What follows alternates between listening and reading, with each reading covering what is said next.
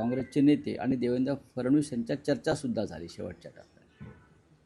तरीही हर्षवर्धनजी म्हणतात की महाराष्ट्राची संस्कृती वगैरे वगैरे वगैरे आणि त्यानुसार त्यांनी माघार घेतली असेल तर त्यांच्या भूमिकेचं स्वागत केलं पाहिजे.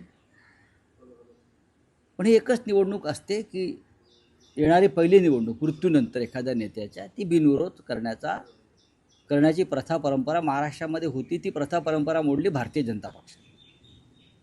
त्याच्यामुळे ही निवडणूक अजितदादांना आपण श्रद्धांजली म्हणून अर्पण केली पाहिजे बारामतीची.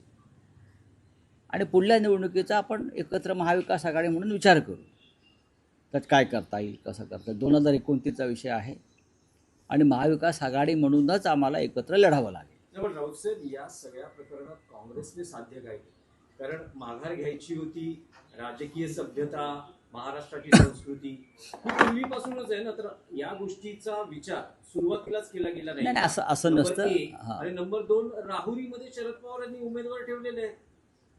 बारामतीत एक नाही, राहुरीची निवडणूक आणि बारामतीच्या निवडणुकीत फरक आहे.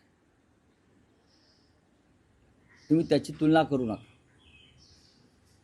त्याची तुलना करणं योग्य नाही. तिथेही त्या सदस्याचं निधन झालं आणि त्यामुळेच पोटनिवडणूक होते ना. नाही, आता त्याच्या ते अपघाती असेल, निधन हे दुःखद असतं. हो, बरोबर आहे. पण अशा प्रकारचा सभ्यपणा, सुसंस्कृतपणा भाजपनं कधीच दाखवला नाही ना. भाजपचा सभ्यपणा आणि सुसंस्कृतपणाच्याशी काय संबंध कधी अशा बाबतीत आला नाही. मी उदाहरणं दिली तुम्हाला. पंढरपूरची पोटनिवडणूक असेल किंवा नांदेडची लोकसभा पोटनिवडणूक असेल, हा सभ्यपणा भाजपच्या बाबतीत दिसला नाही. त्याच्यामुळे बारामती अपवाद आहे. मुळात निवडणूक कोणती बिनविरोध होऊ नये, पण तरीही आम्ही बारामती अपवाद करतो. मुंबई महापालिकेच्या